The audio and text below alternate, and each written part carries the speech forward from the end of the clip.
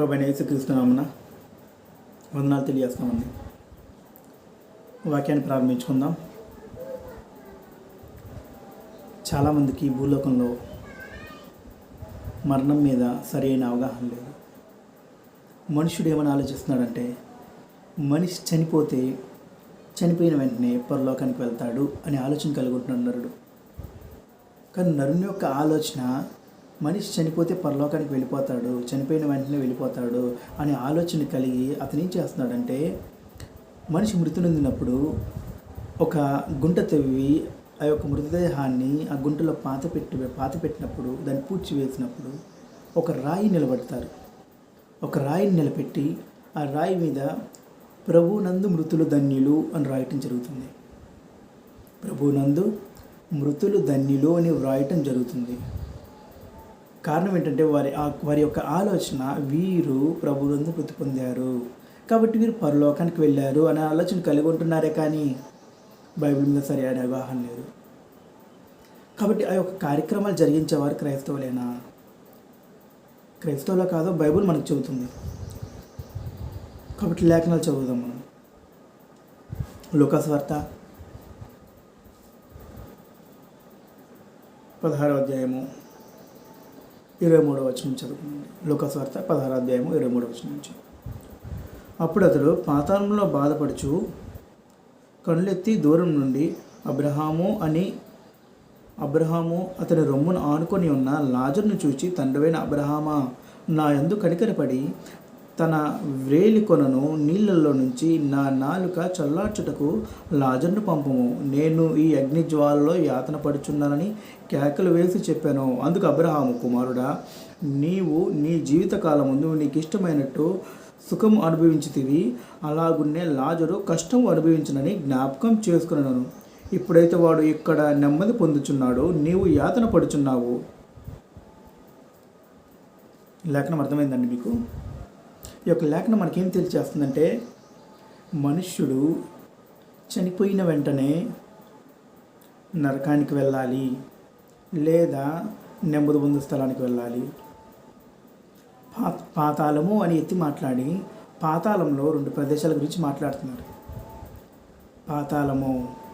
పాతాళంలో నరకం ఉంటుంది అనగా నరక వేదన. అదే పాతాళంలో ఇంకొక స్థలం ఉంది, నెమ్మది పొందు స్థలము. ఆ యొక్క నెమ్మది పొందు స్థలమునే పరదేశు అని పిలవటం జరిగింది. పాతాళంలో నరకం ఉంది, మరి ఒకటి నెమ్మది పొందు స్థలం ఉంది. కాబట్టి పాతాళంలో 2 భాగాలు, ఒకటి నెమ్మది పొందు స్థలము, ఒకటి నరకము. కాబట్టి పాతాళంలో అని మాట్లాడుతూ పాతాళంలో నరకంలోనికి ధనవంతుడు వెళ్ళాడంట, పాతాళంలో ఉన్న నెమ్మది పొందు స్థలానికి బేదలాజరు వెళ్ళాడంట. గమనించండి. కాబట్టి నరుడు చనిపోయిన వెంటనే పరలోకానికి వెళ్తాడని చెప్పేసి లేఖనాలు మనకు తెలియచేయవు. మనం ప్రతి ఒక్క లేఖనాన్ని క్షుణ్ణంగా ఆలోచించినట్లయితే మనకు బాగా అర్థమవుతుంది. ఆలోచించకుండా మన పితృపారంపర్యమైన వ్యర్థమైన ఆచారాలను ఆచరిస్తూ వారి యొక్క మాటల్ని మనం మనసులో ఉంచుకొని వాటిని అనుసరిస్తూ ఉంటే చనిపోయిన ప్రతి ఒక్కరి గురించి కూడా వారి యొక్క సమాధుల మీద ప్రభునందు మృతులు ధన్యులు కాబట్టి వీరు పరలోకానికి వెళ్ళారు అనే ఆలోచన కలిగి ఉంటారు. జాగ్రత్తగా ఆలోచన చేయండి. ఇక్కడ 2 ప్రదేశాల గురించి మాట్లాడుతున్నాడు. ధనవంతుడు చనిపోయిన వెంటనే ఎక్కడికి వెళ్ళాడు? నరకానికి వెళ్ళాడని మాట్లాడుతున్నాడు. యాతనకరమైన స్థలం అన్నమాట. యాతనకరమైన స్థలం అని మాట్లాడాడు. అదే నరకము, అగ్నిజ్వాలలు ఉంటాయి అక్కడ. కాబట్టి అక్కడ యాతన పడుతున్నాడంట. ఎవరు? ధనవంతుడు. నెక్స్ట్ బేదలాజరు గురించి మాట్లాడినప్పుడు బేదలాజరు ఎక్కడ ఉన్నాడంట? పాతాళంలోనే ఉన్నాడు. కానీ పాతాళంలో వేరొక స్థలంలో ఉన్నాడు. ఏంటి ఆ స్థలం అంటే? నెమ్మది పొందు స్థలము, పరదైసులో నెమ్మది పొందు స్థలంలో ఉండడం. పరదైసు అన్న నెమ్మది పొందు స్థలం అన్న ఒకటే అన్నమాట. ఆ పరదేశంలో ఉండడం అన్నమాట. అక్కడ నెమ్మది పొందుతున్నాడు బేదలాజరు అని ఒక లేఖనం నాకు తెలియజేస్తుంది. కాబట్టి మనుషుడు ఏం ఆలోచన చేస్తున్నాడంటే, మనిషి చనిపోయిన వెంటనే పరలోకానికి వెళ్తాడు అని ఆలోచన చేస్తున్నాడు. కాబట్టి మనుషుని యొక్క ఆలోచన కేవలం ఎల్లప్పుడూ చెడ్డది. కారణం ఏంటంటే తమ మనసుకు నచ్చినట్టు వాళ్ళు జరిగించుతున్నారు. ఇంకో లేఖనం చదువుకుందాం మనం. యోబు గ్రంథము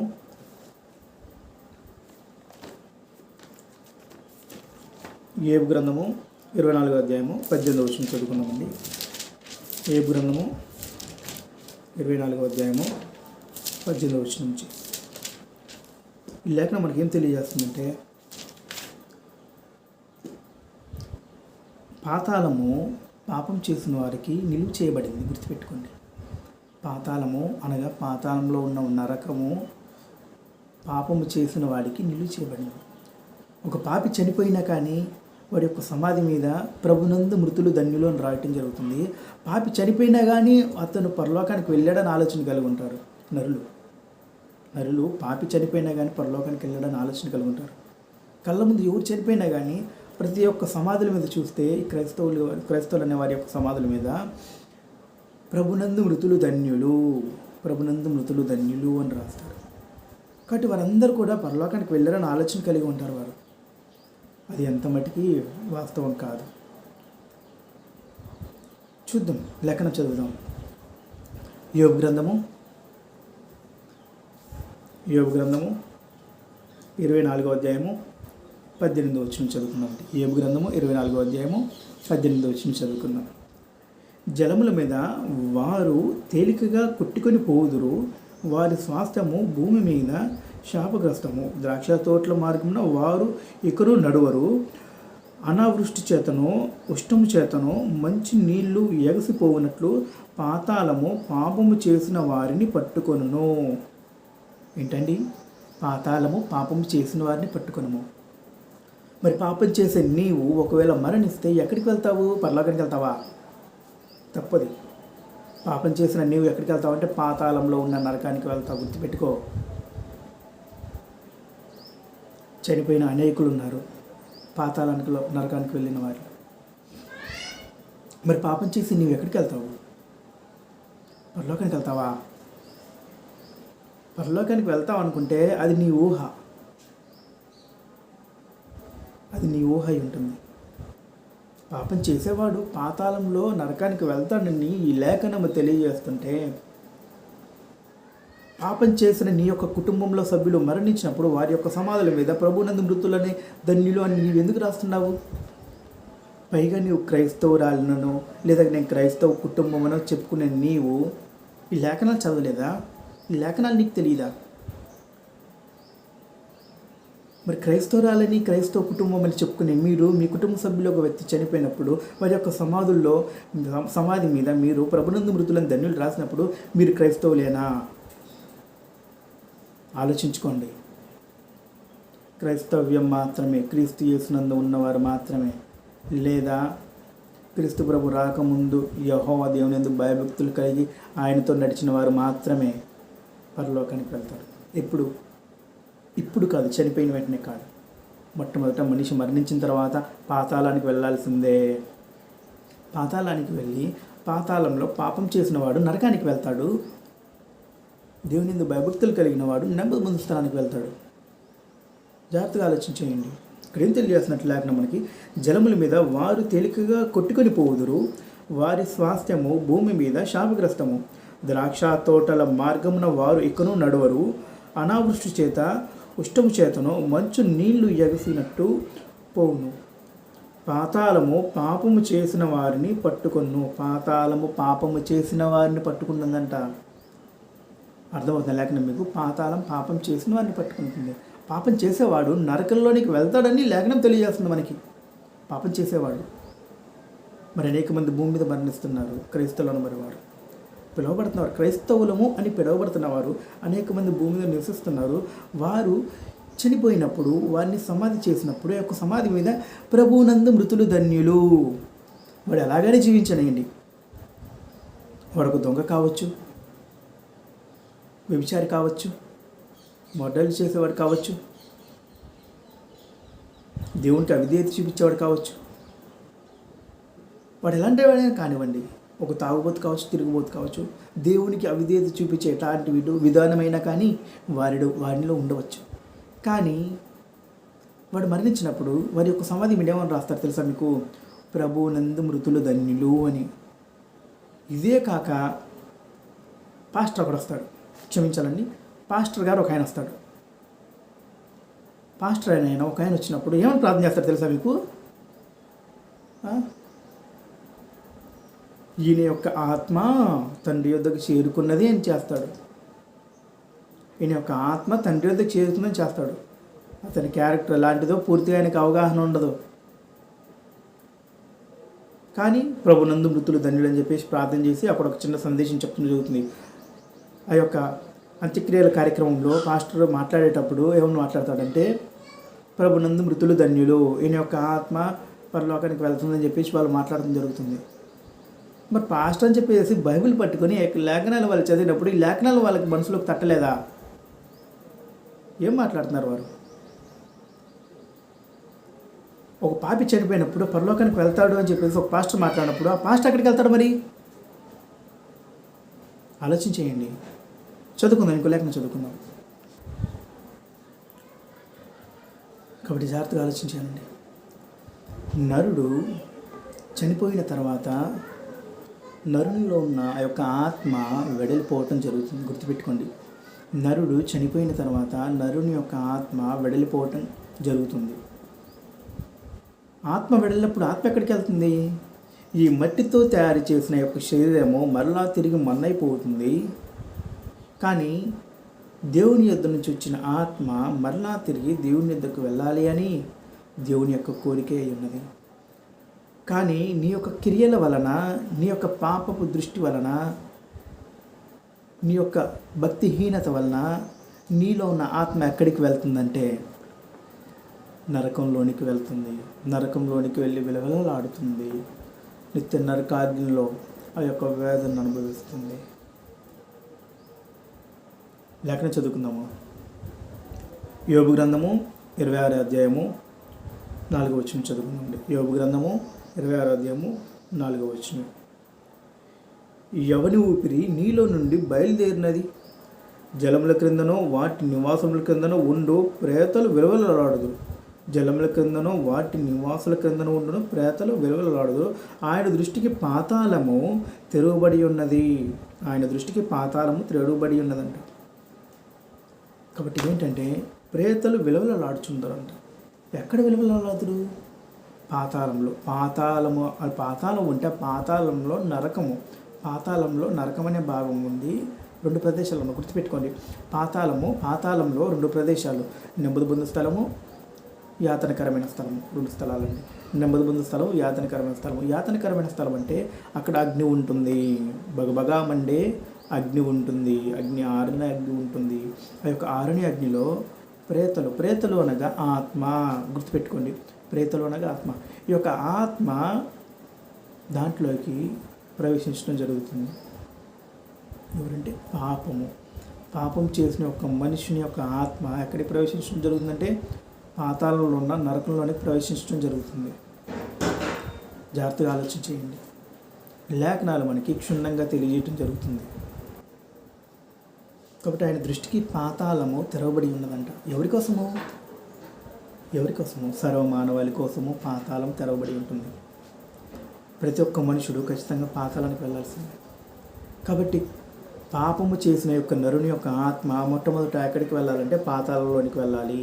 పాతాళంలోనికి వెళ్ళినప్పుడు వాడు ఒక పాపం చేసిన వాడి యొక్క ఆత్మ ఉంటే నరకానికి వెళ్ళాలి. యాతనకరమైన స్థలంలో విలవలాడుతూ ఉండాల్సిందే అని చెప్పేసి లేఖనం మనకు తెలియజేస్తుంది. మళ్ళా చదువుకుందాం.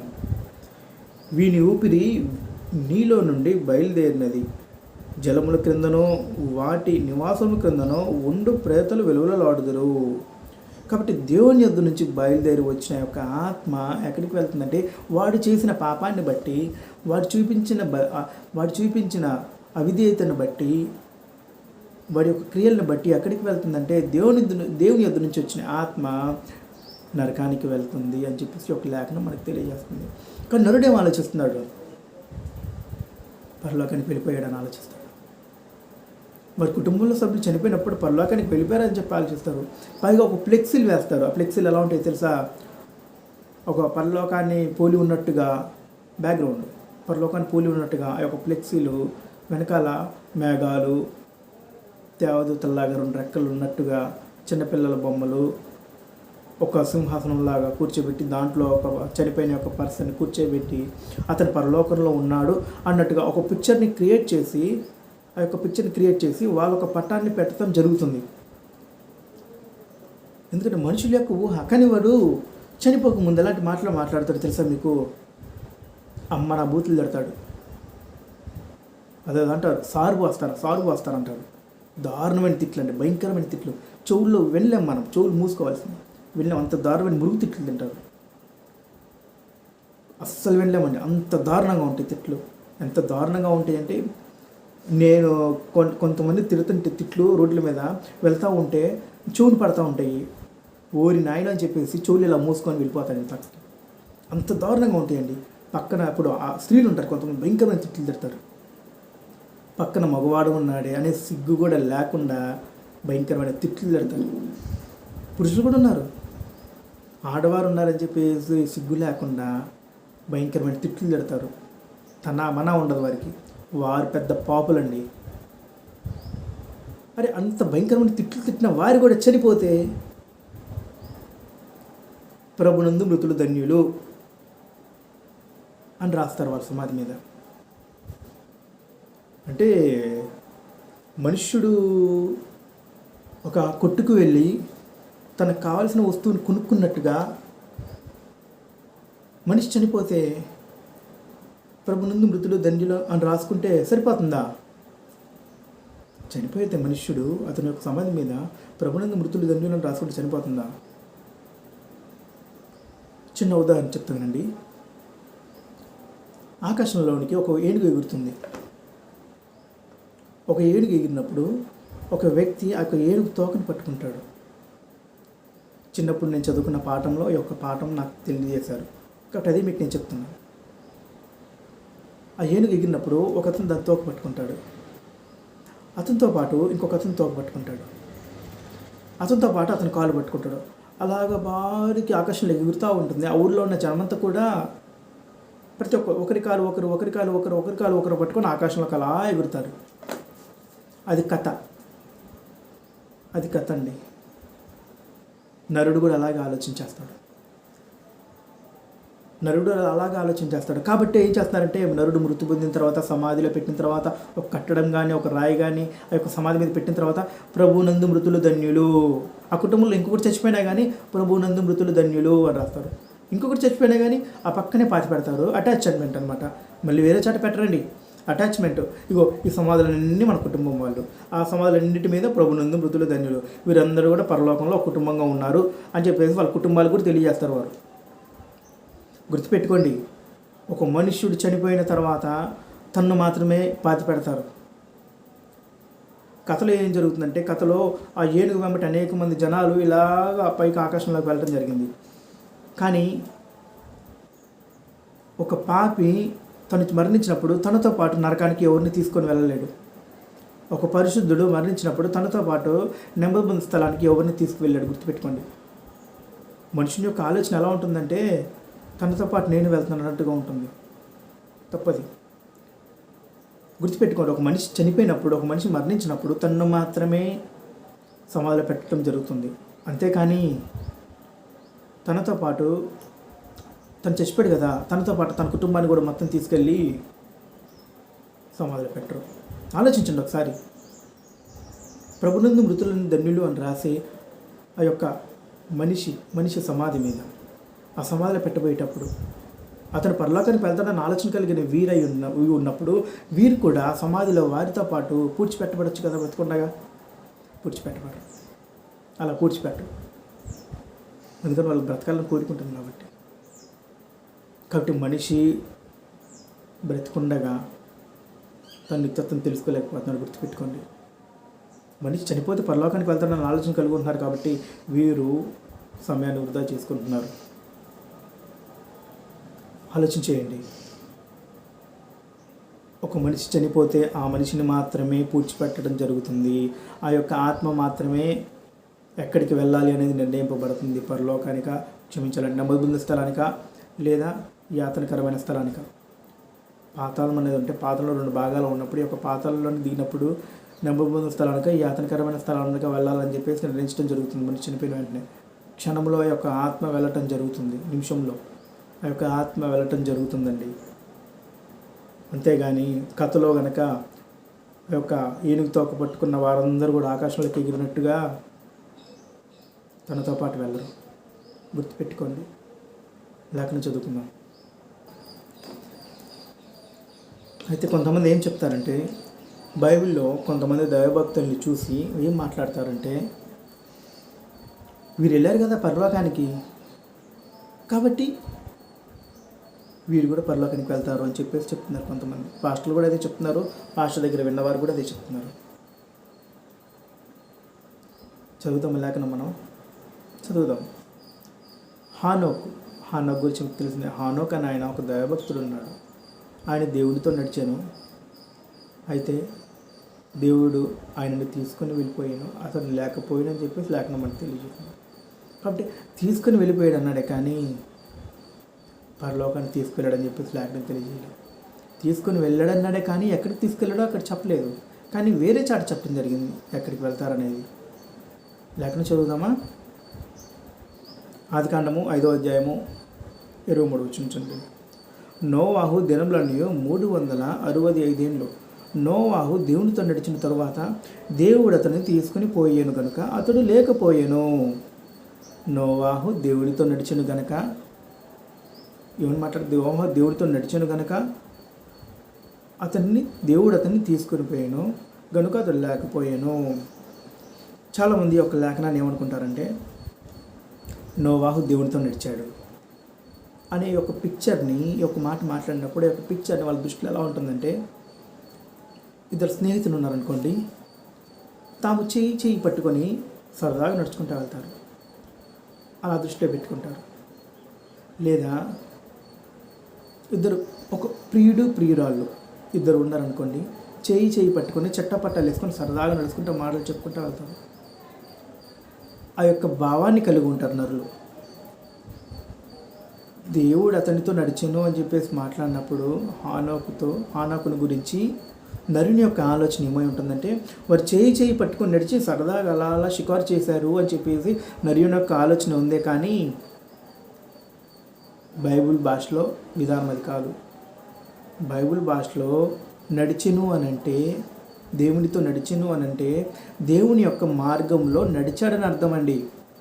బైబిల్ భాషలో నడిచెను అనంటే దేవుని యొక్క మార్గంలో హానోకు నడిచాడు కాబట్టి దేవుడు అతనిని తీసుకుపోయాను. అయితే అతడు లేకపోయాను. తీసుకుపోయాడు కానీ లేడంట. ఆలోచించేయండి జాగ్రత్తగా. చాలామంది ఏం ఆలోచించేస్తారంటే దేవుడు అతనితో నడిచాడు. దేవుడి స్థానం ఏంటో మీకు అర్థం కావట్లేదు. దేవుడు గొప్పతనం ఏంటో మీకు అర్థం కావట్లేదు. దేవుడి శక్తి ఏంటో మీకు అర్థం కావట్లేదు. గుర్తుపెట్టుకోండి, దేవుడు మనలాంటి నరుడు కాడు. దేవుడు మనలాగా రక్తమాంసములు కలిగి లేడు, మనలాంటి ఆకారం కలిగి లేడు. గుర్తుపెట్టుకోండి, ఆకాశము ఆయన సింహాసనము, భూమి ఆయన పాదపీఠము. ఆయన కాలు పట్టజాలనంత ఉంది ఈ భూమి. గుర్తుపెట్టుకోండి, ఆయన కాలు పట్టజాలనంత ఈ భూమి ఉంది. ఆకాశమైన సింహాసనం అన్నాడు, భూమి ఆయన పాదపీఠం అన్నాడు. ఎంత గొప్పవాడై ఉంటాడు ఆయన. సమీపింపరాని స్థితిలో తను మాత్రం వహిస్తూ ఉన్న యెహోవా దేవుడు పరిశుద్ధుడు పరిశుద్ధుడు అని మానక పరలోకంలో నిత్య గానాలతో కొనియాడబడుచున్న తండ్రి ఆయన భూమి మీదకి దిగి వచ్చి చేయి పట్టుకొని చట్టపట్టాలుగా ఆయనతోటి షికారు చేశాడంటే మీరు ఎలా నమ్ముతారు? లేఖనం మనకు అలాగే చెప్తుందా? లేఖనం అలాగే చెప్తుందా మనకి? సరే, ఇది కాకపోయినా కానీ మనం ఆదికాండంలో చూసినట్లయినా కానీ ఆదికాండంలో కూడా ఏం మాట్లాడతారంటే, ఆదాముతో యెహోవా దేవుడు వారిద్దరు కలిసి సంచరించేవాళ్ళు, వారిద్దరు స్పర్ చేసేవాళ్ళు అని చెప్పేసి అనుకుంటారు. తప్పది. దేవుడు తన స్థానంలో నుంచి కదల్చబడ్డు. గుర్తుపెట్టుకోండి, కేవలం ఈ భూమి మీద అనేక దేశాలు ఉన్నప్పుడు, గతకాలంలో మన పూర్వకాలంలో రాజులు ఉన్నప్పుడు ఆ యొక్క రాజులే సింహాసనం మీద కూర్చొని ఆర్డర్ వేస్తూ ఉంటారు. నువ్వు వెళ్ళి పలాచాట యుద్ధం చేయి, నువ్వు వెళ్ళి పలానవన్నీ చంపేసిరా, నువ్వు వెళ్ళి పలాందాన్ని కొల్లగొట్టిరా అని చెప్పేసి రాజు సింహాసనం మీద, రాజు సైతం భూమి మీద ఉండే రాజు సైతం, నరుడు సైతమే భూమి మీద రాజుగా ఉన్నప్పుడు పలాంది చేయి అని చెప్పేసి అధికారంగా ప్రకటిస్తున్నాడు. ఇప్పుడు మనం చూసినా కానీ మన యొక్క అధికారి ప్రధాని మోదీ అధికారి మన భారతదేశానికి, ఆయన సైతమే కుర్చీలో ఇలా కూర్చొని ఆర్డర్ వేస్తూ ఉంటాడు. కానీ ఆయన వచ్చి సరదాగా ప్రజలతో తిరగడండి, ప్రతి ఒక్కరితోటి. గుర్తుపెట్టుకోండి, ఆర్డర్ వేస్తాడు. వీరు సైతం అలా ఆర్డర్ వేసినప్పుడు మరి యెహోవా దేవుడు ఇంకెలా అయి ఉంటాడు? సమస్తానికి దేవుడై ఉన్న ఆయన ఇంకెలా అయి ఉంటాడు? మన ప్రభువైన యేసుక్రీస్తు వరకు సైతమే దేవుడై ఉన్న యెహోవా ఇంకెలా అయి ఉంటాడు? కాబట్టి ఆలోచించేయండి, జాగ్రత్తగా క్షుణ్ణంగా ఆలోచించేయండి. ఎవరో ఏదో చెప్పేస్తారని చెప్పేసి గుడ్డిగా వెళ్ళిపోకండి, మీరు కూడా గుంటలో పడతారు.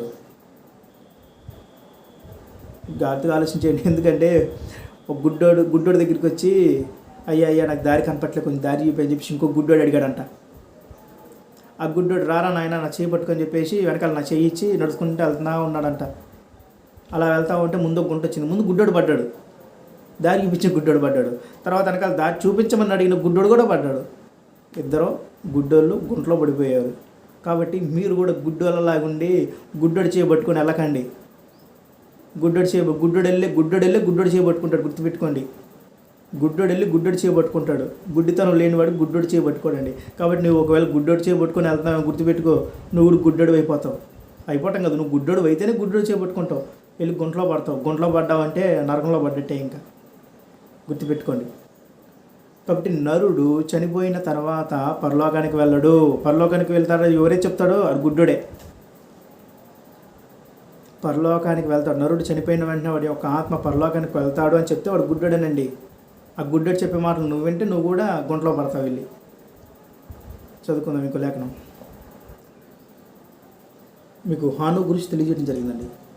హానోకు పరలోకానికి వెళ్ళలేదు, కొనిపోబడ్డాడు. ఎక్కడికి కొనిపోబడ్డాడంటే మీకు లేఖనాలు తెలియజేస్తూ వస్తున్నాను. ఈ యొక్క సందేశము ఆఖరిలో ముగించేటప్పుడు మీకు అర్థమవుతుంది. హానోకు కానీ, నోవాహు కానీ, అబ్రహాం కానీ, దేవుని మీద భక్తులు కలిగిన వారు ఎవరైతే క్రీస్తు యేసుకు ముందుగా ఉన్నారో వారందరూ ఎక్కడికి వెళ్ళారు, లేదా క్రీస్తు యేసు తర్వాత క్రీస్తు యేసునందు ఉండే వారందరూ కూడా ఎక్కడికి వెళ్తారనేది ఈ యొక్క సందేశంలో చివరిలో ముగింపులో మీకు అర్థమవుతుందండి.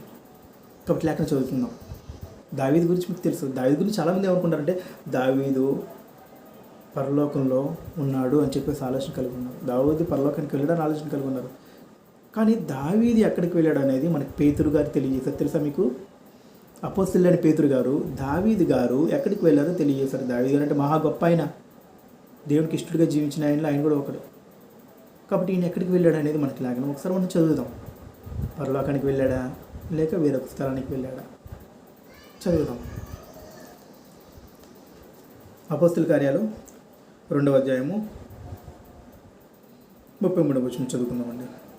కాగా ఆయన దేవుని కుడిపార్శ్వమున హెచ్చింపబడి పరిశుద్ధాత్మను గురించిన వాగ్దానము తండ్రి వలన పొంది మీరు చూచి వినుచున్న దీన్ని కుమ్మరించి ఉన్నాడు.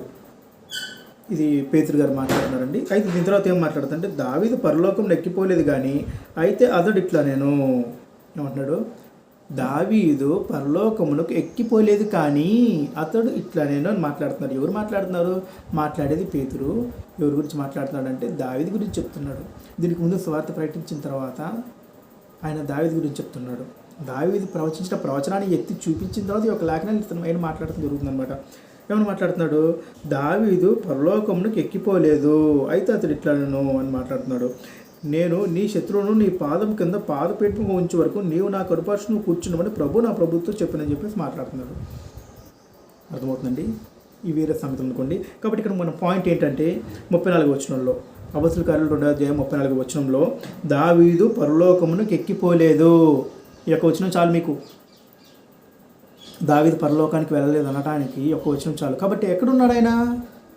పరలోకానికి ఎక్కిపోలేదంటే ఎక్కడ ఉన్నాడు? మరణించాడు. తన శరీరం ముందైతే మరణించాడు, ఆత్మ వెడలిపోయింది. కాబట్టి పరలోకంలో అయితే లేదు.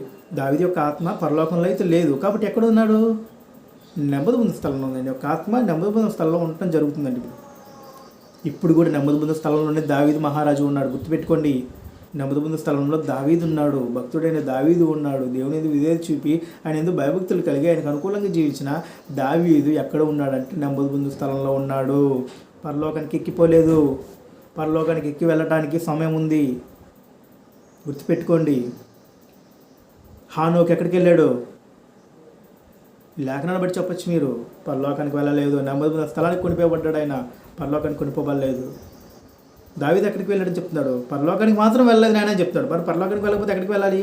ఉంటే భూమి మీద ఉండాలి, లేదా పాతాళంలోనికి వెళ్ళాలి. కాబట్టి పాతాళంలోనికి వెళ్ళినప్పుడు ఈ యొక్క పాతాళంలో ఎక్కడికి వెళ్ళాడంటున్నా? నెమ్మది పొందిన స్థలంలోకి వెళ్ళాడు. కాబట్టి మనం దీనికి ముందుగా మనము ధనవంతుడు బేదలాజు గురించి మాట్లాడినప్పుడు బేదలాజుడేమో నెమ్మది పొందిన స్థలంలో అబ్రహాం యొద్ద ఉన్నాడంట. అంటే విశ్వాసపు తండ్రి అయిన అబ్రహాం అనమాట.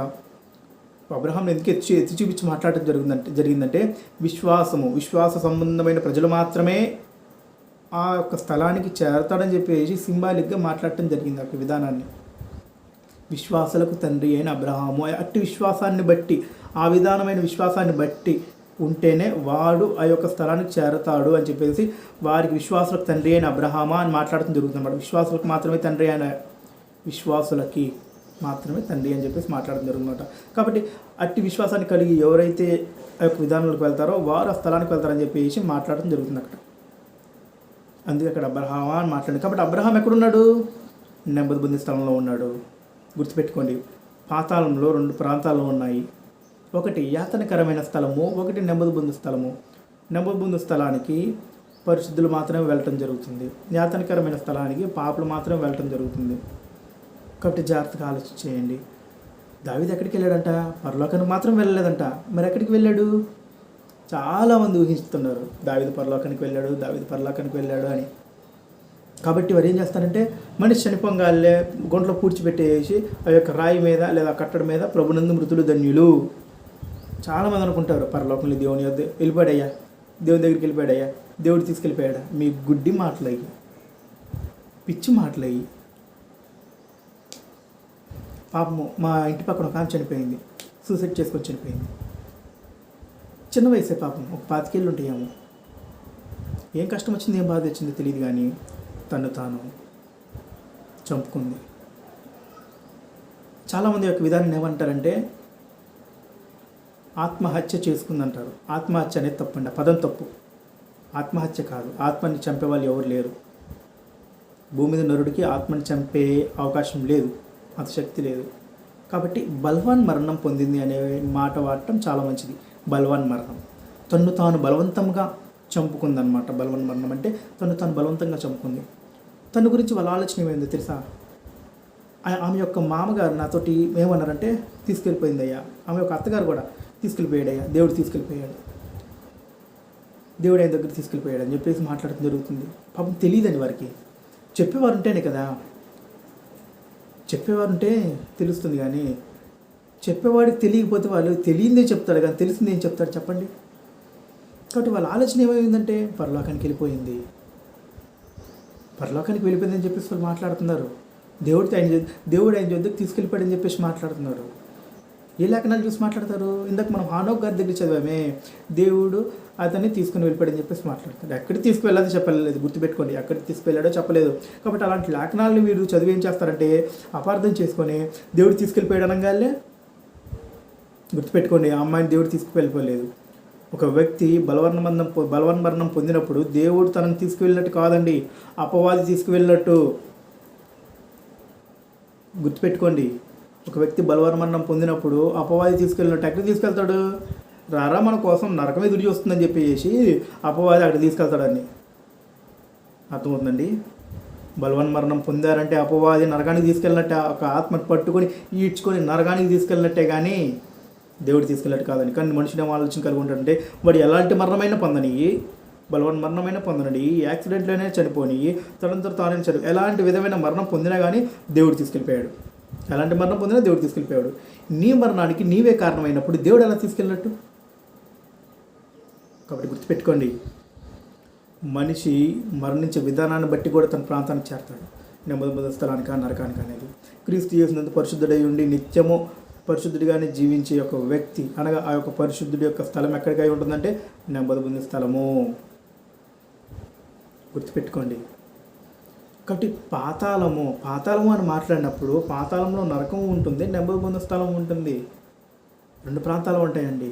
పాతాళం అని అంటే పాతాళము, నెమ్మది పొందిన స్థలము, నరకము అనగా యాతనకరమ స్థలము, నెమ్మది పొందిన స్థలం అన్నమాట. కాబట్టి దావీదు వెళ్ళాడు, హానోకు వెళ్ళాడా, హానోకు వెళ్ళాడు, అబ్రహాం వెళ్ళాడు.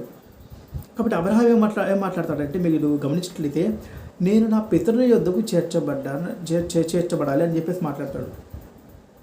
ఏశావు కూడా నా పితరుల యొద్దకు చేర్చబడు అని చెప్పేసి మాట్లాడతాడు. అట్లాగే అనేక మంది దైవభక్తులు ఏమని మాట్లాడతారంటే నా పితరుల యొద్దకు అంటే ఆ పితరులు ఎక్కడికి వెళ్ళారు? నెమ్మది పొందే స్థలానికి వెళ్ళారు. భక్తులు, దేవుని భయభక్తులు కలిగిన వారు నెమ్మది పొందే స్థలానికి వెళ్ళారు. కాబట్టి వారి యొద్దకు కూడా వీరు చేర్చబడాలి. అర్థమవుతుందండి. ఎక్కడ చేర్చబడ్డారంటే నెమ్మది పొందే స్థలానికి చేర్చబడ్డారు. వారు పరిశుద్ధులే ఉన్నారు కాబట్టి నెమ్మది పొందే స్థలానికి చేర్చబడ్డారు. ఈ నెమ్మది పొందే స్థలం ఎక్కడ ఉందంటే పాతాళంలో ఉంది. గుర్తుపెట్టుకోండి, పాతాళంలో నెమ్మది పొందే స్థలం ఉంది, పాతాళంలో నరకం ఉంది. మనం ముందుగా మాట్లాడినట్టయితే పాతాళం అని ఎత్తి మాట్లాడినప్పుడు ఆ యొక్క పాతాళంలో ప్రేతలు విలువలాడుతున్నాయంట. పాతాళంలో విలువలాడుతుందంటే పాతాళంలో నరకం ఉంది. కాబట్టి యొక్క నరకంలో ప్రేతలు విలువలాడుతున్నాయి. పాపం చేసిన నరుని యొక్క ఆత్మ విలువలాడుతుంది అన్నమాట. చదువుకుందాం ఇంకా లేఖనము. చాలామందికి తెలియదు ఏంటంటే, కాబట్టి జాగ్రత్తగా గమనించండి, మనిషి చనిపోయిన వెంటనే పరలోకానికి వెళ్ళడు. మనిషి చనిపోయిన వెంటనే పరలోకానికి ఖచ్చితంగా వెళ్ళడు. అయితే ప్రభువైన యేసుక్రీస్తు వారు సైతమే ఏం మాట్లాడుతున్నాడు తెలుసా మీకు? ప్రభువైన యేసుక్రీస్తు వారు సైతమే ఏం మాట్లాడుతున్నాడో మీకు అర్థమైతే మనిషి చనిపోయిన వెంటనే పాతాళానికి వెళ్ళడా అనేది మీరు ఆలోచించవచ్చండి. ప్రభువైన యేసుక్రీస్తు వారిని సిలువేసినప్పుడు ఆయనతో పాటు రెండు ప్రక్కల కుడివైపున ఎడమవైపున ఇద్దరు దొంగలు ఉన్నారండి. కుడివైపున ఎడమవైపున ఇద్దరు దొంగలు ఉన్నారు. వారిలో ఒక దొంగ మారుమనసు పొందేటప్పుడే మారుమనసు పొందాడు. అర్థమవుతుందండి. అయితే ప్రభువైన యేసుక్రీస్తు వారు మాట్లాడటం జరిగింది ఆయనతో. దీనికి ముందుగా ఆ యొక్క దొంగ మారినప్పుడు ప్రభువైన యేసుక్రీస్తు వారితో ఏం మాట్లాడాడో తెలుసా మీకు? అయితే ప్రభువైన యేసుక్రీస్తు వారి యొక్క పక్కన ఇద్దరు సిలువ వేయబడినప్పుడు వారిద్దరు కూడా సంభాషించడం జరుగుతుంది ఆయనతో. చదువుకుందాం లేఖనం. లూకా సువార్త 23వ అధ్యాయము 39వ వచనం. వ్రేలాడబడిన ఆ నేరస్తులలో ఒకడు ఆయనను దూషించుచు, నీవు క్రీస్తువు కదా, నిన్ను నువ్వు రక్షించుకొనుము, మమ్మను కూడా రక్షించుమని చెప్పాను. అయితే రెండోవాడు వానిని గద్దించి, నీవు ఇదే శిక్ష విధిలో ఉన్నావు గనుక దేవునికి భయపడవా? మనకైతే ఇది న్యాయమే, మనము చేసిన దానికి తగిన ఫలం పొందుచున్నాము. కానీ ఈయన ఏ తప్పిదము చేయలేదని చెప్పి ఆయనను చూచి, యేసు, నీవు నీ రాజ్యంలోనికి వచ్చినప్పుడు నన్ను జ్ఞాపకం చేసుకోమనను. అందుకు ఆయన వానితో, నేడు నీవు నాతో కూడా పరదేశంలో ఉందని నిశ్చయంగా నీతో చెప్పుచున్నాను నేను. చూసారు, ఈ యొక్క లేఖనంలో 130 క్షమించాలండి, లూకా సువార్త 24వ అధ్యాయం 39వ వచనం నుంచి 33వ వచనంలో మనం గమనించినట్లయితే ఇక్కడ ఏం తెలియజేస్తున్నారంటే, లేఖనంలో ప్రభువైన యేసుక్రీస్తు వారు శిలువ మీద వేలాడుతున్నప్పుడు ఈయనతో పాటు కూడా ఇంకొక ఇద్దరు దొంగలు కూడా వేలాడుతున్నారు.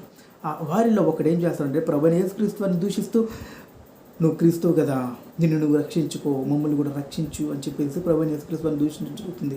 అయితే ఇంకొక దొంగ ఏం చేస్తాడంటే, ఎందుకు నువ్వు అలా మాట్లాడుతున్నావు? మనం చేసిన తప్పుకి ఇది న్యాయమే, ఆయన నీతిమంతుడు కానీ ఆయన తప్పు అనుభవిస్తున్నాడు అని చెప్పేసి ఆయన పశ్చాత్తాపడి ప్రభువైన యేసుక్రీస్తుతో ఏం మాట్లాడుతున్నాడంటే, ప్రభువా, నీవు నీ రాజ్యంతో వచ్చినప్పుడు నన్ను జ్ఞాపకం చేసుకున్నావు అని మాట్లాడాడు. ప్రభువైన యేసుక్రీస్తు వారు ఏం చెప్పాడు తెలుసా? నేడు నీవు నాతో పరదేశంలో ఉండు అని మాట్లాడాడు. నీ రాజ్యం వచ్చినప్పుడు, నీ రాజ్యంతో నీవు వచ్చినప్పుడు, నీవు నన్ను జ్ఞాపకం చేసుకున్నప్పుడు నేడు నీవు నాతో పరదేశంలో ఉందని చెప్పేసి ప్రభువైన యేసుక్రీస్తు వారు మాట్లాడటం జరిగింది. కాబట్టి ఇక్కడ రెండు ప్రదేశాలు మాట్లాడారండి. ప్రభువైన యేసుక్రీస్తు వారిని దూషిస్తున్న యొక్క మనుష్యుడు ఎక్కడికి వెళ్ళాడు తెలుసా మీకు? నరకానికి వెళ్ళాడు. ఆ ఇద్దరిలో ఒకరిని మాత్రమే ప్రభువైన యేసుక్రీస్తు వారు నేడు నీవు నాతో పరదేశంలో ఉండు అని మాట్లాడాడు. మరి రెండవ వాడు నరకంలో ఉంటాడు, గుర్తుపెట్టుకోండి. ఈయనతో పాటు పరదేశంలో ఉండేవాడి గురించి మాట్లాడుతున్నాడు. ఇంకొకటి తెలుసా మీకు? ప్రభువైన యేసుక్రీస్తు వారు సైతమే పాతాళానికి వెళ్ళాడు. ప్రభువైన యేసుక్రీస్తు వారు సైతమే పాతాళానికి వెళ్ళి పాతాళంలో ఉన్న నెమ్మది పొందే స్థలం అనగా పరదేశంకి వెళ్ళాడు. గమనించండి, ఆ యొక్క శిలువ మీద మరణించిన ప్రభువైన యేసుక్రీస్తు వారు ఆ యొక్క దొంగ ఎక్కడికి వెళ్ళారు? పరలోకానికి వెళ్ళారా? పరలోకానికి వెళ్ళలేదు, పాతాళంలో ఉన్న పరదేశకు వెళ్ళారు. పరదేశం అంటే పరలోకం కాదండి, పరదేశం అంటే నెమ్మది పొందే స్థలము. పాతాళంలో ఉన్న నెమ్మది పొందే స్థలానికి వెళ్ళారండి. ఎప్పుడు? సులువు మీద ప్రభువైన యేసుక్రీస్తు వారు తన యొక్క ఆత్మని ఎప్పుడైతే విడిచిపెట్టాడో ఆ యొక్క ఆత్మ ఎక్కడికి వెళ్ళిందంటే పాతాళంలో ఉన్న పరదేశకు వెళ్ళటం జరిగింది. అలాగే ప్రభువైన యేసుక్రీస్తు వారి యొక్క కుడివైపున ఎడమవైపున ఇద్దరు దొంగలు కూడా చనిపోయినప్పుడు వారిలో ఒకడు పాతాళంలో ఉన్న నరకానికి వెళ్ళటం జరిగింది. ఇంకొక అతనేమో ప్రభువైన యేసుక్రీస్తు వారితో పాటు పాతాళంలో ఉన్న నెమ్మది పొందు స్థలం అనగా పరదేశకు వెళ్ళటం జరిగింది. ఈ లేఖనం అలా తెలియజేస్తుంది మనకి. అంతేగాని పరదేశకు వెళ్ళాడంటే పరలోకానికి వెళ్ళాడని కాదండి. పరలోకానికి వెళ్ళినప్పుడు నేను పరలోకానికి వెళ్తున్నానని చెప్పాడు ఆయన. కాబట్టి ప్రభువైన యేసుక్రీస్తు వారు సైతమే పాతాళానికి వెళ్ళాడండి, డైరెక్ట్ పరలోకానికి వెళ్ళలేదు. చనిపోయిన ప్రతి ఒక్క మనుషుడు ఖచ్చితంగా చనిపోయిన వెంటనే అతని యొక్క ఆత్మ పాతాళంలోనికి వెళ్ళాలి. గుర్తుపెట్టుకోండి. చదువుకుందాం లేఖనం చదువుకుందామండి. అపొస్తలుల కార్యాలు 2వ అధ్యాయము. అపొస్తలుల కార్యాలు 2వ అధ్యాయము చదువుకుందామా? 23వ అధ్యాయము క్షమించాలండి. అపొస్తలుల కార్యాలు 2వ అధ్యాయము 23వ వచనమండి.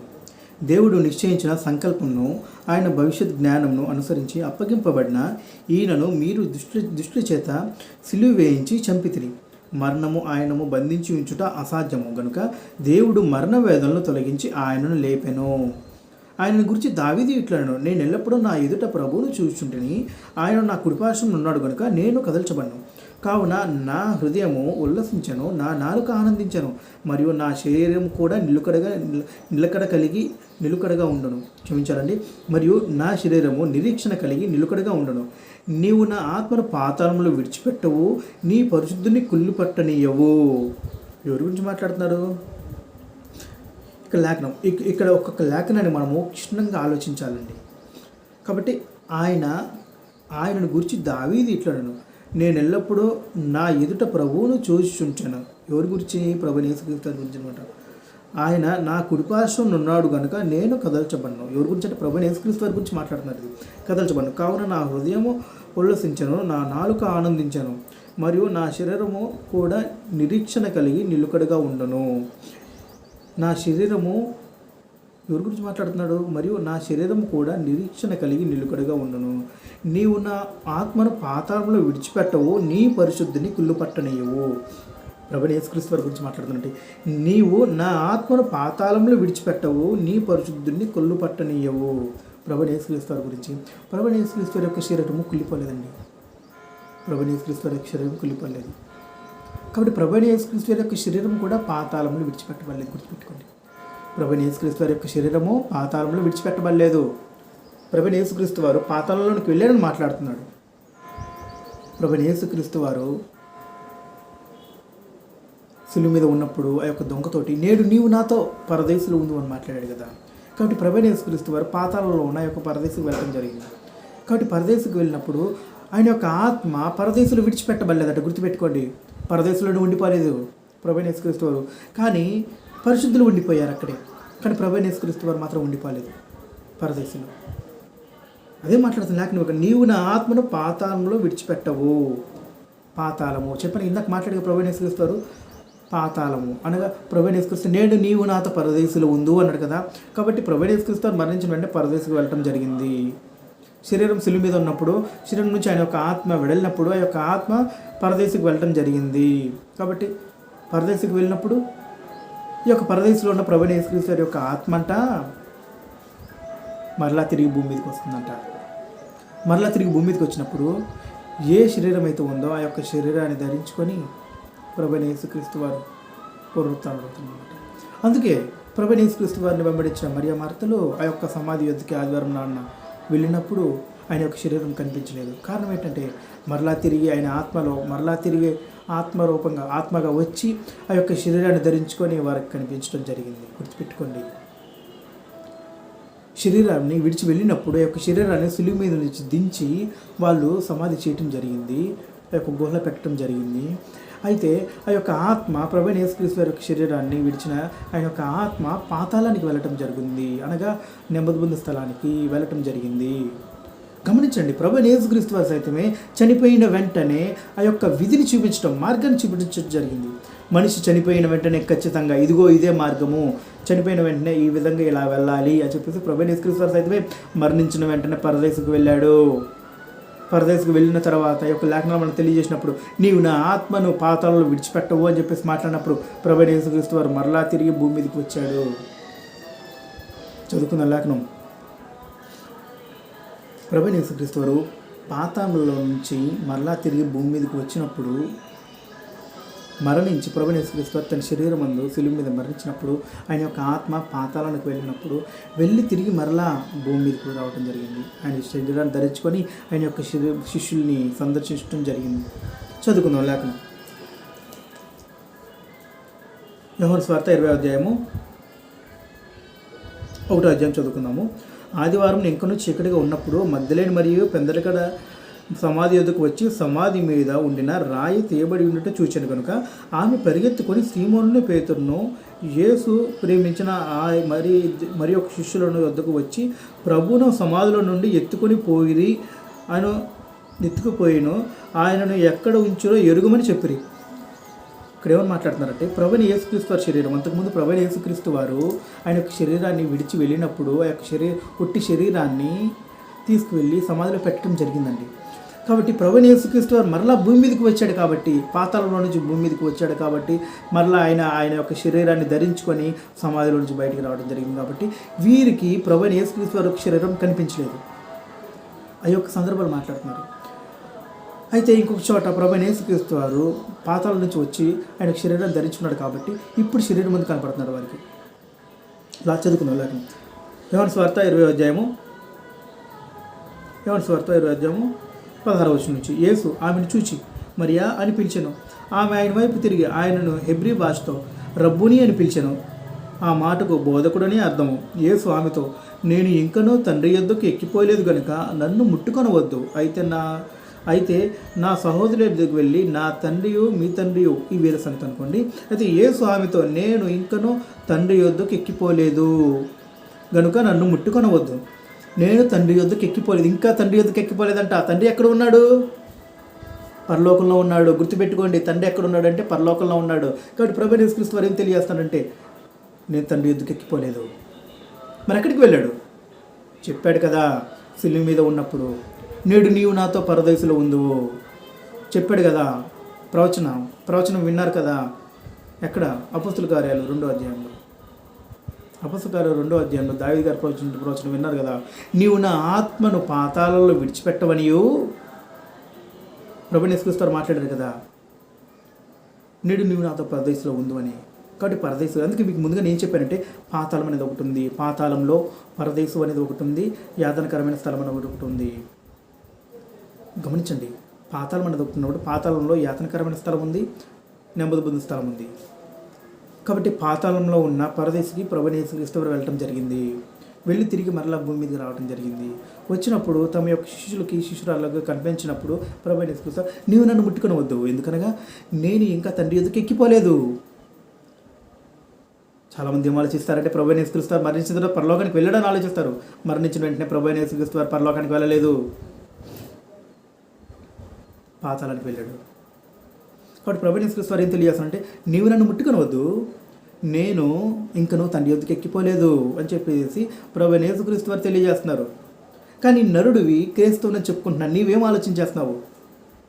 చనిపోయిన వెంటనే రాయి ఒకటి తయారు చేసి ఒక సమాధి మీద పెట్టి లేదా ఒక కట్టనం ఒకటి కట్టి అక్కడ పేరు రాస్తానంటే ప్రభునందు మృతులు ధన్యులు. ప్రార్థన చేస్తే పాస్టర్ ఏమంటున్నాడంటే పరలోకానికి వెళ్ళాడు. ఏంటి మీ బోధ?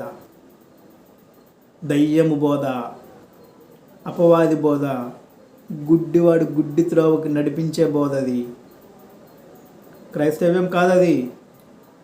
క్రీస్తు యేసునందున్న జీవన మార్గం కాదది.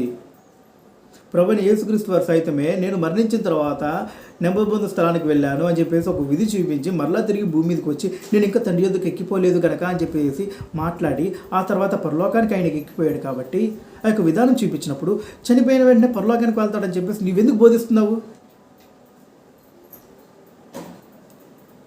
దావీదు సైతమే పరలోకానికి ఎక్కిపోలేదంట. దావీదు సైతమే పరలోకానికి ఎక్కిపోలేదని చెప్పేసి మాట్లాడినప్పుడు, ప్రభువైన యేసుక్రీస్తు వారు సైతం ఆ యొక్క విధానంలో మాట్లాడినప్పుడు నీవెందుకని పరలోకానికి వెళ్ళాడని ఆలోచించేస్తున్నావు? నీ కుటుంబంలో ఎవరు చనిపోయినా కానీ పరలోకానికి వెళ్తారని నీవు అనుకుంటున్నావేమో, కానీ వాళ్ళు ఎక్కడికి వెళ్ళారనేది అనుకుని నీవు చనిపోతే నీకు తెలుస్తుంది. నీ కుటుంబంలో మీ కుటుంబ సభ్యులు చనిపోయినప్పుడు వారు పరలోకానికి వెళ్ళారని నీవు అనుకుంటున్నావు. నీవు చనిపోయినప్పుడు వారు ఎక్కడికి వెళ్ళారని నీకు తెలుస్తుంది. కానీ వాస్తవానికి ఏంటంటే మీకు సత్యం చెప్పట్లేదు, మిమ్మల్ని మోసపరుస్తున్నారు. మీలో నమ్మకత్వాన్ని పాస్టర్లు అనే వాళ్ళు ఏం చేస్తున్నారంటే క్యాష్ చేసుకొని ఉన్నారు. తప్పుడు ప్రసంగాన్ని చేస్తూ తప్పుడు బోధన మీకు బోధిస్తున్నారు. చదువుకుందాం లేఖనం. కాబట్టి ప్రతి ఒక్క మనుష్యుడు ఖచ్చితంగా పాతాళాన్ని సందర్శించాల్సిందే. భూమి మీద నరుడు చనిపోయిన వెంటనే నిమిషంలో పరలోకానికి అయితే వెళ్ళడండి. పరలోకానికి అయితే వెళ్ళడు. మనిషి చనిపోయినప్పుడు తనలో ఉన్న ఆత్మ ఆ యొక్క శరీరం నుంచి వెడలినప్పుడు ఆ మనిషి ఎక్కడికి వెళ్తాడంటే, ఆ యొక్క ఆత్మ ఎక్కడికి వెళ్తుందంటే పాతాళానికి ఖచ్చితంగా వెళ్ళాల్సింది. పాతాళాన్ని తప్పించుకునగల నవరుడు ఎవడు లేడు. గుర్తుపెట్టుకోండి, పాతాళం ఖచ్చితంగా వెళ్ళాల్సిందే. ప్రతి ఒక్క మనుష్యుడు అనగా ఈ ప్రతి ఒక్క మనుష్యుల్లో పరిశుద్ధులు ఉండొచ్చు, పాపులు ఉండొచ్చు. కాబట్టి పరిశుద్ధులైనా పాపులైనా కానీ ఖచ్చితంగా పాతాళానికి వెళ్ళాల్సిందే. ఈ పాతాళంలో 2 భాగాలు ఉంటాయి, ఒకటి నెమ్మది పొందు స్థలము, ఒకటి యాతనకర స్థలము. కాబట్టి పాపి అనేవాడు యాతనకర స్థలానికి వెళ్తాడు, పరిశుద్ధుడు అనేవాడు నెమ్మది పొందు స్థలానికి వెళ్తాడు. కాబట్టి చదువుకుందాం లేఖనం. కీర్తనల గ్రంథము 89వ అధ్యాయము 48వ వచనం. కీర్తనల గ్రంథము 89వ అధ్యాయము 48వ వచనం. మరణము చూడక బ్రతుకు నరుడెవడు? పాతాళం యొక్క వశము కాకుండా తన్ను తాను తప్పించుకొనగలవాడెవడు? జాగ్రత్తగా వినండి. మరణము చూడక బ్రతుకు నరుడెవడు? పాతాళం యొక్క వశము కాకుండా తన్ను తాను తప్పించుకొనగలవాడెవడు? మరణము చూడక బ్రతుక నరుడు ఎవడు లేడు. ప్రభువైన యేసుక్రీస్తు వారు అయితే మరణాన్ని చూశాడు. పాతాళం నుంచి తప్పించుకొనగలవాడెవడు? ప్రభువైన యేసుక్రీస్తు వారు సైతమే పాతాళం నుంచి తప్పించుకోలేదు. గుర్తుపెట్టుకోండి, ప్రభువైన యేసుక్రీస్తు వారు సైతమే పాతాళానికి వెళ్ళటం జరిగింది. ప్రభువైన యేసుక్రీస్తు వారు సైతమే పాతాళాన్ని సందర్శించి వెళ్ళటం జరిగింది. కాబట్టి ప్రభువైన యేసుక్రీస్తు వారు సైతమే పాతాళానికి వెళ్ళాడని చెప్పేసి గ్రంథం తెలియజేసినప్పుడు, దావీదు సైతమే పాతాళానికి వెళ్ళడం గ్రంథం తెలియజేసినప్పుడు, అబ్రహాం సైతమే పాతాళంలో ఉన్నాడు అనగా నెమ్మది పొందు స్థలంలో ఉన్నాడు. వీరందరూ కూడా పరిశుద్ధులందరూ కూడా నెమ్మది పొందు స్థలం అనగా పరదేశంలో ఉన్నారని మాట్లాడినప్పుడు, నీవు పరలోకానికి వెళ్తావని చెప్పేసి ఎందుకు రాసుకుంటున్నావు సమాధుల మీద? పాస్టర్ అయి ఉన్న నీవు మనిషి చనిపోయిన వెంటనే పరలోకానికి వెళ్ళడం చెప్పి ఎందుకు చెప్తున్నావు? డబ్బులు ఇస్తున్నారనా? డబ్బులు ఇస్తారనే కదా అనుకూలంగా మాట్లాడేది మీరు. గుర్తుపెట్టుకోండి, బైబిల్ గ్రంథం అనేది మనుషుల్ని హెచ్చరించింది. ఎలా ఉంటుంది తెలుసా? సన్నట్టు సొలకొట్ట తీసుకొని పెళ్ళున బాధినట్టుంటుంది బైబిల్ గ్రంథం అనేది. ఒక పాపికి బైబిల్ గ్రంథం ఎలా ఉంటుందంటే, ఒక కర్ర తీసుకొని లేదా సన్నటి సులక తీసుకొని దాన్ని నీళ్ళలో తడిపి పెర్ర మీద పెట్టి చేస్తూ ఉంటే ఎలా ఉంటుంది తెలుసా? అలా ఉంటుంది అన్నమాట బైబిల్ గ్రంథం పాపులకి. కానీ గ్రంథంలో ఉన్న విషయాలు మాట్లాడితే కొట్టినట్టుగానే ఉంటుంది. గుర్తుపెట్టుకోండి, సున్నితంగా మృదువుగా మెత్తగా ఉండదు.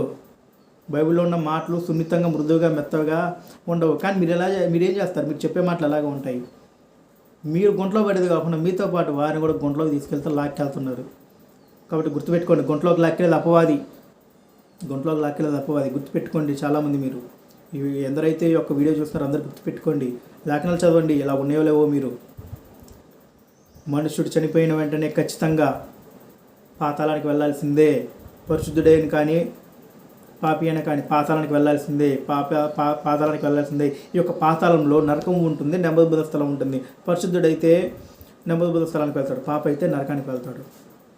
కాబట్టి ప్రభువైన యేసుక్రీస్తు వారు సైతమే ఆయన మరణించి పాతాళానికి వెళ్ళి మరలా తిరిగి భూమి మీదకి వచ్చినప్పుడు పరలోకానికి వెళ్ళడం జరిగింది. చదువుకుందాం లేఖనం. ప్రభువైన యేసుక్రీస్తు వారు పునరుత్థానుడు అయిన తర్వాత ఆయన పాతాళం నుంచి తిరిగి భూమి మీదకి వచ్చినప్పుడు ప్రభువైన యేసుక్రీస్తు వారు శిష్యులతో మాట్లాడుతున్నారు. తన గురించి ఎందరైతే ప్రవక్తలు ప్రవచించారో ఆ ప్రవచనాలన్నీ కూడా ఇప్పుడు నెరవేరిపోయినాయి.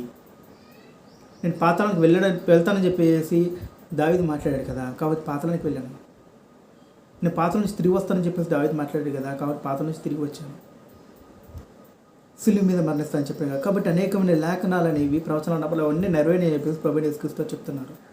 చదువుకుందాం.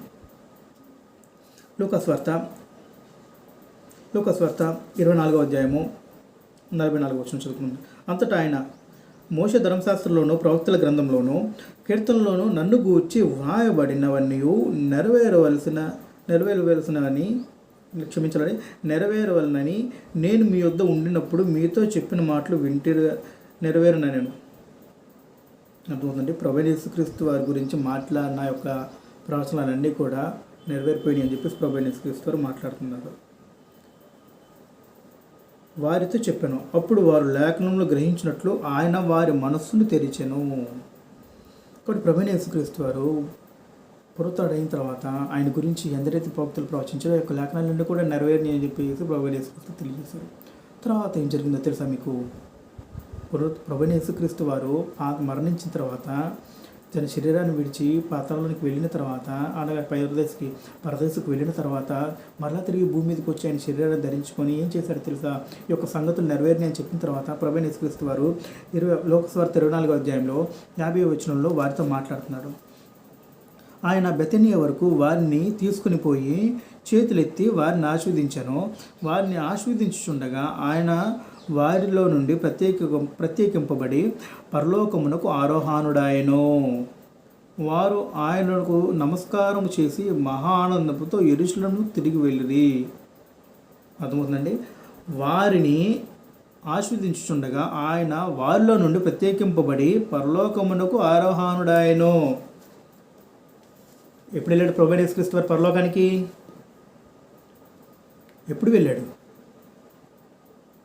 ప్రభువైన యేసుక్రీస్తు వారు మరణించిన వెంటనే వెళ్ళాడా? ప్రభువైన యేసుక్రీస్తు వారు సైతమే మరణించిన వెంటనే పరలోకానికి వెళ్ళలేదు. గుర్తుపెట్టుకోండి. ప్రభువైన యేసుక్రీస్తు వారు సైతమే మరణించిన వెంటనే పరలోకానికి వెళ్ళనప్పుడు మరి నీవు మరణించిన వెంటనే పరలోకానికి వెళ్తావని ఎలా ఆలోచిస్తున్నావు? మళ్ళీ దీంట్లో పాపపుణ్యాలు దీని యొక్క ఆలోచన. వాడు ఎంత పాపమైన చేయండి, ఆ పాపానికి పోటీగా ఎన్ని పుణ్యాలు చేస్తే వాడు చేసిన యొక్క పాపాలు ఆ యొక్క పుణ్యాలు కప్పివేస్తాయి అంట. నరుని యొక్క ఆలోచన అలా ఉంది. ఏం చేస్తాం? మనుషుడు పాపాలు చేస్తే యొక్క పాపాలని కప్పివేయటానికి వీడు పుణ్యాలు చేస్తాడంటండి. అంటే 100 పాపాలు చేశాడు అనుకోండి, వీడు 101 పుణ్యం చేస్తాడంట. 100 పాపాలు చేస్తే 101 పుణ్యం. పాపపు చట్టాలంట హెచ్చు తగ్గులు అనమాట. ఒక ధర్మకాట ఇలా పెట్టినప్పుడు ఇటుపక్క పాపాలు పెట్టినప్పుడు ఈ పాపాలు కిందికి వంగిపోతాయి కదా, పాపాలు ఎక్కువ ఉంటాయి. మరలా ఈ ధర్మకాటలో దానికి ఆపోజిట్లు ఇటుపక్క పుణ్యాలు పెట్టినప్పుడు ఇటు పుణ్యాలు అనేవి కిందికి వంగినాయి అనుకోండి, అప్పుడు పుణ్యాలు ఎక్కువ అవుతాయి కదా, కాబట్టి వీడు పరలోకానికి వెళ్తాడు అని ఆలోచన కలిగి ఉంటాడు. తప్పది, బైబిల్లో చెప్పట్లేదు. నీ పుణ్యాలు ఎన్నున్నా కానీ, క్రీస్తు సద్భక్తితో నువ్వు పరిశుద్ధుడిగా ఎంతకాలం ఉన్నా కానీ, ఎన్ని ఉన్నా కానీ నీలో పాపం అనేది చిన్న చుక్క కనిపిస్తే చాలు. నీలో పాపం అనేది చిన్న చుక్క కనిపిస్తే చాలండి, డిసైడ్ అయిపోవచ్చు ఎక్కడికి వెళ్తాం అనేది. గుర్తుపెట్టుకోండి. కాబట్టి ప్రభువైన యేసుక్రీస్తు వారు సైతమే పరలోకానికి ఎక్కిపోలేదండి. చనిపోయిన వెంటనే ప్రభువైన యేసుక్రీస్తు వారు పరలోకానికి ఎక్కిపోలేదు. ప్రభువైన యేసుక్రీస్తు వారు చనిపోయిన వెంటనే నెమ్మది పొందు స్థలానికి వెళ్ళాడు. పాతాళం అనేది ఒకటి ఉంటే, పాతాళంలో 2 ప్రదేశాలు ఉన్నప్పుడు ఆ 2 ప్రదేశాల్లో ఒకటి యాతనకరమైన స్థలము, ఒకటి పరదైసు. కాబట్టి ప్రభువైన యేసుక్రీస్తు వారు పాతాళానికి వెళ్ళినప్పుడు పరదైసుకు వెళ్ళాడు. ఆ పరదైసుకు వెళ్ళి మరలా తిరిగి భూమి మీదకి వచ్చాడు. భూమి మీదకి వచ్చి అప్పుడు ఆయన పరలోకానికి ఆరోహణుడయ్యాడు. అదే మార్గము. ప్రతి ఒక్క పరిశుద్ధుడు పరలోకానికి వెళ్ళే మార్గం ఇదే. గుర్తుపెట్టుకోండి. ప్రభువైన యేసుక్రీస్తు వారు ఎక్కడి నుంచి వచ్చాడు? పరలోకం నుంచి వచ్చాడు. ఎక్కడికి? భూమి మీదకి. మరణించాడు. ఎక్కడికి వెళ్ళాడు? మరణించిన తర్వాత పాతాళానికి వెళ్ళాడు. పాతాళంలో పరదేశకు వెళ్ళాడు. ఈ పరదేశకు వెళ్ళి మరలా తిరిగి ఎక్కడికి వచ్చాడు? భూమి మీదకి వచ్చాడు. భూమి మీదకి వచ్చి మరలా ఎక్కడికి వెళ్ళాడు? పరలోకానికి వెళ్ళాడు. ఇదండి, ఒక పరిశుద్ధుడు మరణిస్తే పరలోకానికి వెళ్ళే మార్గం ఇది. నీలో ఉన్న ఆత్మ ఎక్కడి నుంచి వచ్చింది? దేవుని ఎదురు నుంచి వచ్చింది. ఎక్కడికి వచ్చింది? భూమి మీదకి వచ్చింది. భూమి మీదకి వచ్చినప్పుడు మరణించినప్పుడు ఎక్కడికి వెళ్తుంది? పాతాళానికి వెళ్ళినప్పుడు పరిశుద్ధుడు అయి ఉంటే నీవు నెమ్మది పొందు స్థలానికి వెళ్తావు. కాబట్టి ప్రభువైన యేసుక్రీస్తు వారి యొక్క రాకడ వచ్చినప్పుడు పాతాళంలో ఉన్న నీవు మరలా భూమి మీదకి రాబడతావు. ప్రభువైన యేసుక్రీస్తు వారు భూమి మీదకి పాతాళంలో ఉన్నవారే కానీ, నరకంలో ఉన్నవారే కానీ, లేదా పరదేశంలో ఉన్నవారే కానీ భూమి మీద ఉన్న పరిశుద్ధులని కానీ వీరందరినీ కూడా ప్రభువైన యేసుక్రీస్తు వారు ఒక చోటకి చేర్చి వీరికి తీర్పు తీర్చడం జరుగుతుంది. అప్పుడు పాపుల్ని నిత్య నరకాగ్నికి అంకితం చేయటం జరుగుతుంది. పరిశుద్ధులందరినీ కూడా ఆయనతో పాటు పరలోకానికి తీసుకెళ్ళడం జరుగుతుంది. కాబట్టి ఒక మనిషి చనిపోతే డైరెక్ట్గా పరలోకానికి వెళ్ళాడు. ప్రభువైన యేసుక్రీస్తు వారే మనకు తెలియజేశారు. ఆయన యొక్క విధానం, ఆయన యొక్క జీవిత విధానం, ఆయన మరణించి పునరుత్థానుడైన విధానాన్ని మనం చూస్తేనే అర్థమవుతుంది డైరెక్ట్గా మనిషి చనిపోయిన వెంటనే పరలోకానికి వెళ్ళాలని. కాబట్టి గుర్తుపెట్టుకోండి, మీరు సమాధుల మీద రాసుకుంటున్నారు ప్రభునందు మృతులు ధన్యులు అని. ప్రభునందు మృతులు ధన్యులు అంటే క్రీస్తు యేసునందు శ్రమలు పడి ఆయన యందు విశ్వాసం ఉంచి ఎందరైతే గ్రంథానికి అనుకూలంగా జీవిస్తూ వారు మరణిస్తారో వారండి ప్రభునందు మృతులు ధన్యులు అంటే. అంతేగాని ఒక తాగుబోతే ఉన్న నీ సమాధి మీద కూడా ఒక తాగుబోతే సమాధి మీద చూసినా కానీ ప్రభునందు మృతులు ధన్యులని రాస్తారు. ఒక వ్యభిచార సమాధి మీద చూసినా కానీ ప్రభునందు మృతులు ధన్యులని రాస్తారు.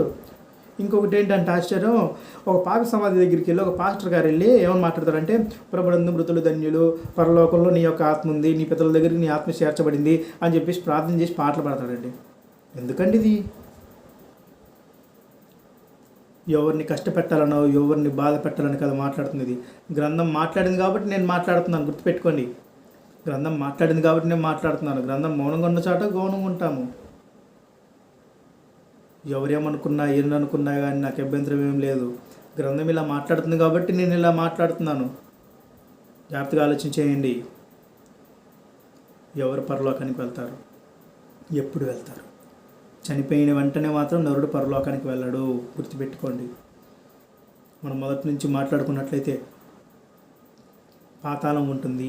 పాతాళంలో 2 ప్రదేశాలు, యాతనకరమైన స్థలము, నెమ్మది పొందే స్థలము.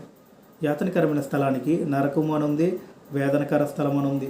యాతనకర స్థలం అని పిలవటం జరిగింది, మహా అగ్ని అని పిలవటం జరిగింది. కాబట్టి నెమ్మది పొందే స్థలం అంటే పరదేశం అని పిలవటం జరిగింది, నెమ్మది పొందే స్థలం అని పిలవటం జరిగింది. జాగ్రత్తగా గమనించండి. ఇవి 2 ఎక్కడ ఉన్నాయంటే పాతాళంలో యొక్క 2 ప్రదేశాలు ఉండటం జరిగింది. కాబట్టి ప్రభువైన యేసుక్రీస్తు వారిని పాతాళానికి వెళ్ళాడని మాట్లాడడం జరిగింది. కాబట్టి పాతాళానికి వెళ్ళాడంటే పాతాళంలో నెమ్మది స్థలానికి వెళ్ళాడని మాట్లాడడం జరిగింది. కాబట్టి నరుని యొక్క ఆత్మ పాతాళంలో అల్లాడుతుందని మాట్లాడడం జరిగింది. కాబట్టి నరుని యొక్క ఆత్మ పాతాళంలో అల్లాడుతుందంటే ఈ పాతాళంలోనే ఇంకొక భాగమై ఉన్న నరకంలో అల్లాడుతుందని అర్థము, గుర్తుపెట్టుకోండి. పాతాళంలో అంటే పాతాళం 2 ప్రదేశాలు ఉన్నాయి. 2 ప్రదేశాల్లో పాపికి పరిశుద్ధుడికి స్థానాలు అన్నమాట. కాబట్టి ప్రభువైన యేసుక్రీస్తు వారు దేవుని యుద్ధ నుంచి భూమి మీదకి వచ్చి భూమి మీద మరణించి ఆయన పాతాళానికి వెళ్ళి పాతాళం నుంచి మళ్ళీ తిరిగి భూమి మీదకి వచ్చి భూమి మీద నుంచి మళ్ళీ తిరిగి ఆయన పరలోకానికి వెళ్ళాడు. అది మార్గం. డైరెక్ట్గా మనిషి చనిపోయిన వెంటనే పరలోకానికి అయితే వెళ్ళాడు. పరలోకానికి వెళ్ళాలంటే మార్గం అది. శ్రద్ధగా విన్నందుకు